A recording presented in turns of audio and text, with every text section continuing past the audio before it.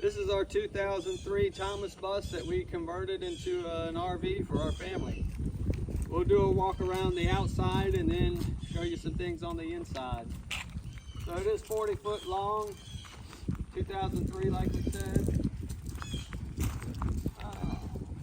On the left side of the bus are all your utilities like your 50 amp hookup and your tank drain,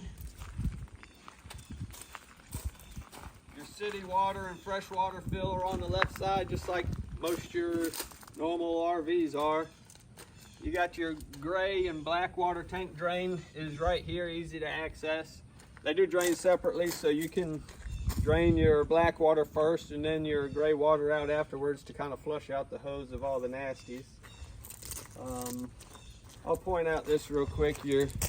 Does have an onboard generator. The exhaust for the generator and for the diesel heater on board, both exhaust off out the left side, which is traditionally where your exhaust would come out in a normal camper.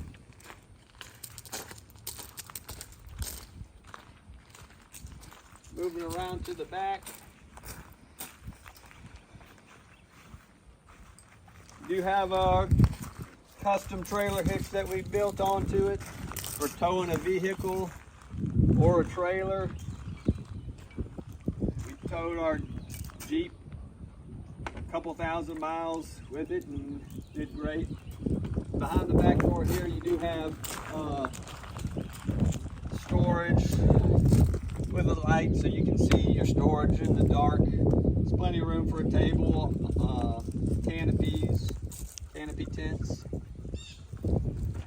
It does have a deadbolt so you can keep it all locked up when you need to. And it does also have a roof deck that we built onto it. The handrails fold up so you can feel comfortable up on top of the roof deck, and then fold back down so that you can drive without having handrails sticking way up. I'll show you how that comes up and down real quick.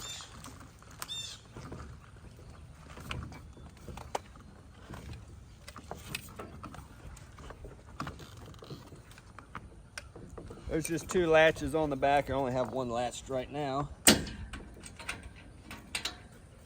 then that allows you to fold the whole thing down. And that's it. Ready to drive again.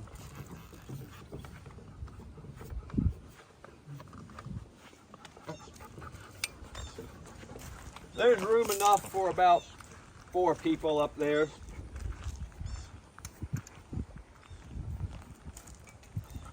All right, under here is where the tanks are. Your gray and black water tanks are 65 gallons each, and you have 100 gallons of fresh water under the back there with the heavy-duty frame holding the fresh water tank in, so there's plenty of water storage.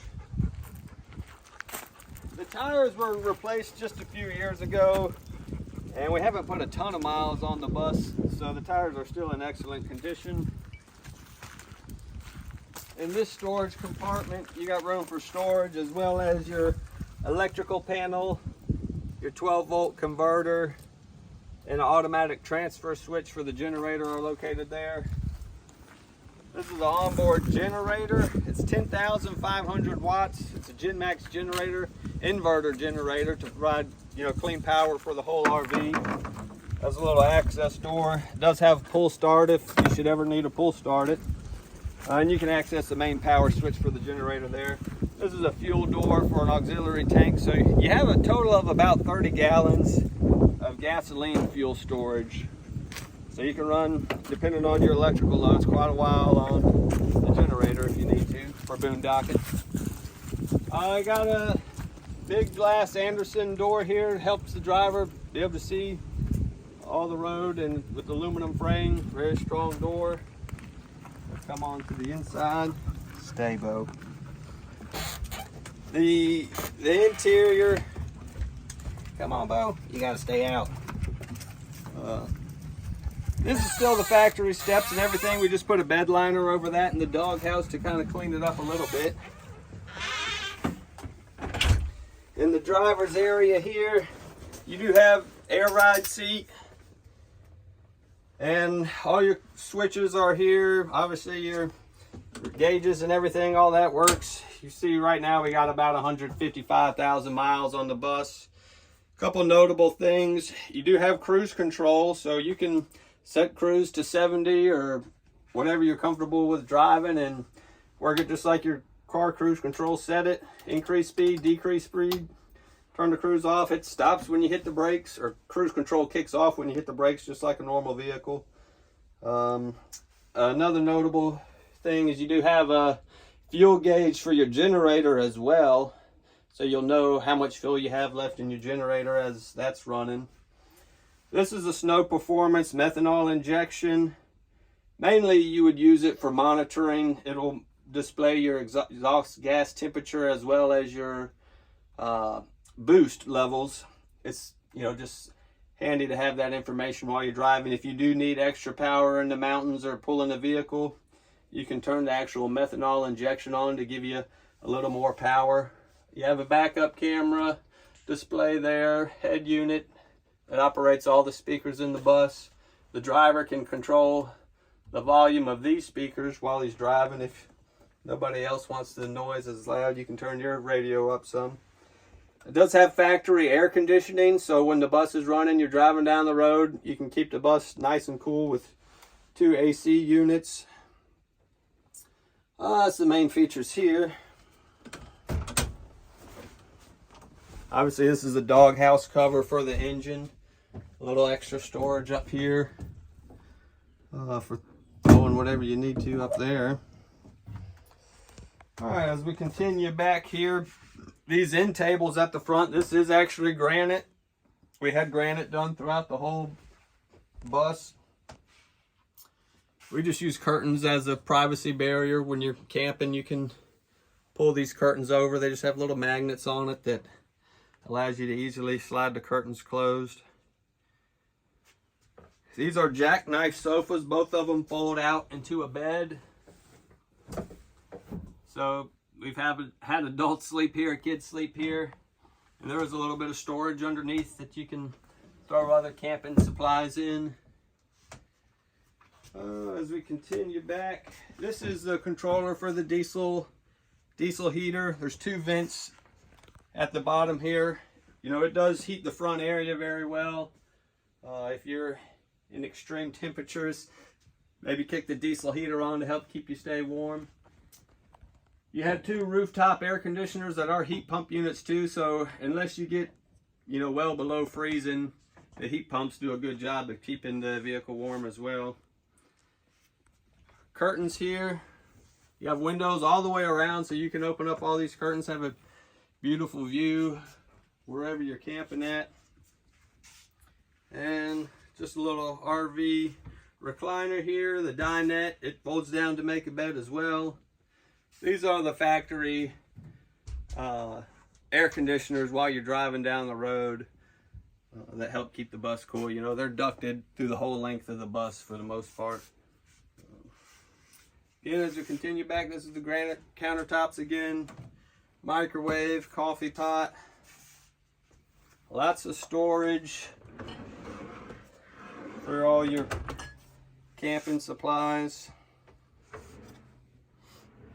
All the faces of the cabinets and the walls are cedar fence boards, basically.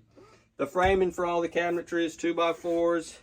You see all your drawers and side walls of the cabinets here are this thick 3/4 plywood. And you got a little more storage for kitchen supplies. Big stainless kitchen sink. More storage under here. This is actually another 12 volt inverter that runs the refrigerator. So while you're driving, you can have the refrigerator and freezer running the whole time. Or obviously while you're hooked up, it's going to be running off your shore power as well. A little more storage here. And these are the curtains for the bathroom. Give a little privacy when needed. And you continue back into the bathroom. This is your shower here. It's a relatively large shower for an RV.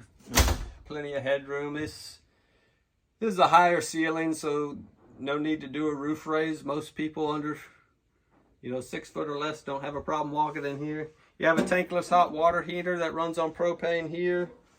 Nice Dometic toilet. Another sink here with granite countertops. More storage under the sink for towels and whatnot. Another curtain here that leads into the back room or the bedroom. This is your second rooftop, so it's good to have that running while you got the shower. Really keeps the humidity down. Cut that AC on.